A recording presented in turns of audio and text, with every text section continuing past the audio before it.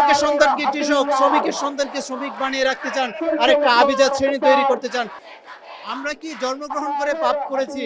অন্যান্য যত কোটা আছে সকল কোটাকে বৈষম্যমূলক কোটা বাদ দিতে হবে। আসলে দেখুন 2018 সালে প্রথম দ্বিতীয় শ্রেণীতে কোটা বাতিল করে দেওয়া হয়েছিল, কিন্তু সম্প্রতি হাইকোর্ট সেটাকে আবার ফিরিয়ে এনেছে।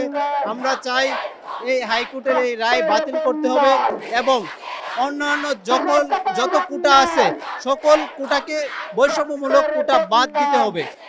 আমরা কি জন্মগ্রহণ করে পাপ করেছি? আমরা তো বাংলাদেশে জন্মগ্রহণ করেছি, বাংলাদেশ স্বাধীন একটা দেশ, এখানে তো কোনো বৈষম্য হতে পারে না।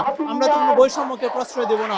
কোটা দিয়েছিলেন মুক্তিযোদ্ধাদের জন্য, বাংলাদেশ বিনির্মাণের জন্য, কিন্তু সেটা তো প্রজন্মের পর প্রজন্ম চলতে পারে না। আপনি কি আমাদেরকে কৃষকের সন্তানকে কৃষক, শ্রমিকের সন্তানকে শ্রমিক বানিয়ে রাখতে চান, আরেকটা আভিজাত শ্রেণী তৈরি করতে চান?